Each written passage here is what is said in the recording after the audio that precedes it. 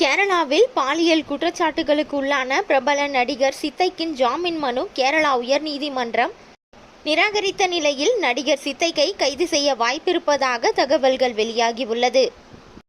கேரளா மாநிலத்தில் 2017ஆம் ஆண்டு பிரபல நடிகர் ஒருவரை பாலியல் தொந்தரவு செய்ததாக எழுந்த புகாரை தொடர்ந்து ஓய்வு பெற்ற நீதிபதி ஹேமா தலைமையில் திரைப்படத்துறையில் பாலியல் குற்றச்சாட்டுகள் குறித்த விசாரணை மேற்கொள்ள குழு அமைக்கப்பட்டு, இதனை அடுத்து நீதிபதி ஹேமா கமிஷன் தனது அறிக்கையை கடந்த 2019ஆம் ஆண்டு கேரளா அரசுடன் சமர்ப்பித்தது. எனினும் இந்த அறிக்கை குறித்த தகவல் வெளிவராமல் இருந்த நிலையில் கடந்த சில தினங்களுக்கு முன்பு ஹேமா கமிஷன் அறிக்கை வெளியே கசிந்தது. இதனைத் தொடர்ந்து கேரளா திரைத்துறையில் முக்கிய நடிகர்களான சித்திக், ஜெயசூர்யா மற்றும் கொல்லம் கம்யூனிஸ்ட் கட்சி எம்எல்ஏவும் நடிகருமான முகேஷ் ஆகியோர் மீது வழக்கு பதிவு செய்யப்பட்டு விசாரணை